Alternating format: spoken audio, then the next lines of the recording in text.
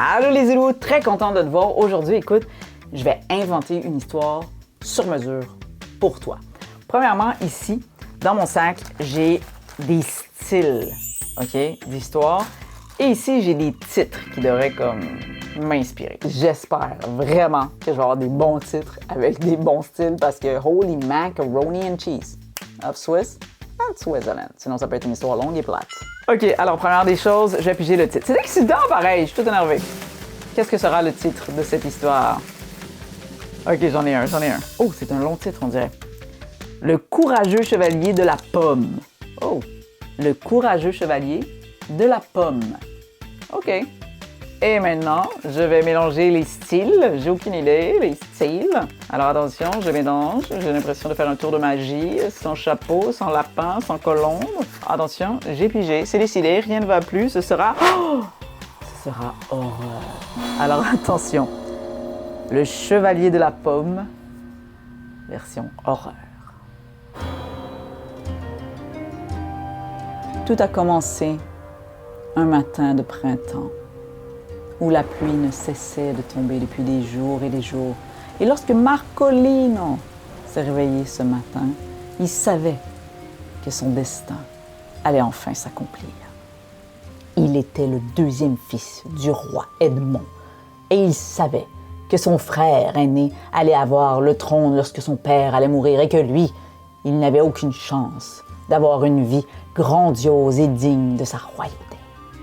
Il décida donc lui-même d'aller créer sa propre histoire et il s'enrôla dans le dos de ses parents pour devenir chevalier et faire partie de la cavalerie. Il faut dire qu'à l'époque, il n'y avait pas vraiment d'autre choix. Nous sommes dans les années Marcolino partit en pleine nuit. Alors que tout le monde venait de s'endormir au royaume, il décida de sortir en douce, de subtiliser un des chevaux de la cour et de s'en aller dans la forêt interdite. Il faut savoir que la forêt interdite, elle était interdite pour une raison, c'est-à-dire qu'il y avait un enchantement qui avait été mis dessus par la terrible sorcière Natifa et que toutes les personnes qui y étaient entrées n'y en étaient jamais sorties, du moins pas vivants. Mais Marcolino s'en fichait de cette interdiction d'aller dans la forêt interdite parce que son but était d'aller chercher la pomme. Car la seule raison de pouvoir entrer dans la forêt interdite et d'aller cueillir cette pomme qui était magique était pour enlever le sort que la sorcière Natifa avait mis sur cette forêt interdite. Bien sûr, Marcolino avait aucune idée de où se trouvait cette pomme à l'intérieur même de la forêt interdite, mais il était décidé à faire quelque chose de grandiose avec sa vie. Il se dit, si je peux aller à l'intérieur de cette forêt, trouver la pomme, lever l'enchantement et revenir à la maison, peut-être, alors bien peut-être, que je pourrais un jour accéder au trône, qui sait. Alors Marcolino est parti. Après quelques minutes à peine, il se retrouva au bord de la forêt. Et au moment où son cheval mit les pieds dans la forêt interdite, un vent glacial se souleva de la terre et lui souffla au visage, si bien que son cheval prit peur, le fit tomber par en avant et déguerpit dans l'autre sens.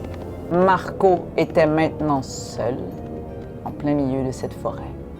Marco se mit à marcher. Il était toujours décidé, il n'était pas question qu'il sorte de cette forêt interdite sans la pomme. Alors il s'est mis à marcher et il s'est mis à avancer aux aguets de chaque bruit, de chaque odeur, de chaque sensation qu'il y avait autour de lui. Il avait l'impression que plein d'yeux l'observaient, mais quand il regardait dans tous les côtés, il ne voyait rien. Après avoir marché quelques heures, il s'est retrouvé au bord d'un lac qui était tellement calme et tellement plat et tellement reluisant que presque on aurait eu l'impression que ce n'était pas de l'eau, que c'était comme une espèce de sol dur. Mais non, oh non. Quand Marco s'est approché et qu'il a entendu le rire de la créature du lac, il savait qu'il ne s'en sortirait pas vivant. Marco s'est retourné et il s'est mis à courir dans l'espoir de sortir de cette forêt car il savait que ce qui se trouvait dans le lac était beaucoup plus grand que lui, beaucoup plus fort que lui, mais il était trop tard.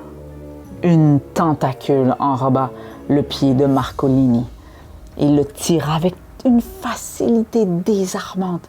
Il l'emmena directement dans l'eau et s'amusa avec lui comme si c'était un poisson. Marcolini avait beau se débattre de part et d'autre, de gauche à droite. Il ne savait plus où regarder. Est-ce qu'il avait la tête en haut? Est-ce qu'il avait la tête en bas? Il était dans l'eau, il n'arrivait pas à respirer. Et tout d'un coup, la créature le sortait de l'eau et le faisait respirer, puis le ramenait dans l'eau. Et jusqu'à ce que Marcolini perde connaissance de respirer, de ne plus respirer comme ça. Puis il s'est dit, ça y est, c'est fini. Je dois abandonner. J'ai fait quelque chose de complètement stupide. Je n'aurais jamais dû aller chercher cette pomme. Et au moment où entre une transe, il pensa à la pomme. Il la vit. Poussé par une adrénaline soudaine, Marcolini réussit à se défaire de l'emprise de la tentacule et plongea directement au fond du lac, là où il voyait la pomme rouge briller d'un grand éclat malgré la noirceur du lac.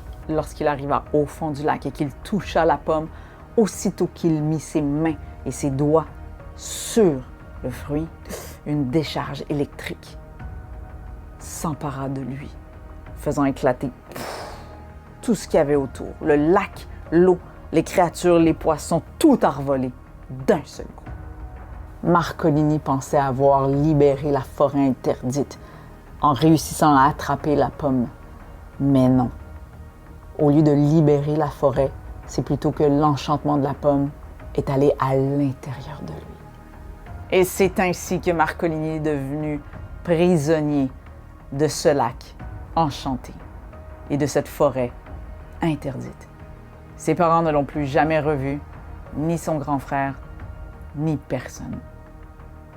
Certaines personnes qui osent rôder près de la forêt interdite disent qu'à quelques reprises, ils ont entendu les cris de désespoir de Marcolini, mais est-ce vraiment lui? Voilà, c'était l'histoire du chevalier de la pomme, style horreur. Waouh, il y avait quand même des belles choses. Je me suis... tu sais, quand tu improvises comme ça une histoire, tu sais pas trop où tu vas t'en aller.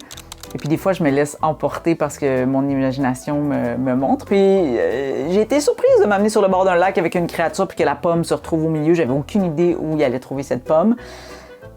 Ouais, ça pourrait peut-être faire un livre, je le sais pas. Écris-moi dans les commentaires, dis-moi si tu penses que ça vaudrait la peine de s'y pencher et de créer une histoire à partir de Marcolini, le chevalier de la pomme. Et nous, on se retrouve une prochaine fois dans une prochaine capsule avec une prochaine folie parce que c'est ça qu'elle fait, Zili. Merci d'avoir été là. Oublie pas de t'abonner en likant la cloche et en abonnant le like. Et puis, ça va me faire plaisir de te revoir une autre fois. Salut les Zilous!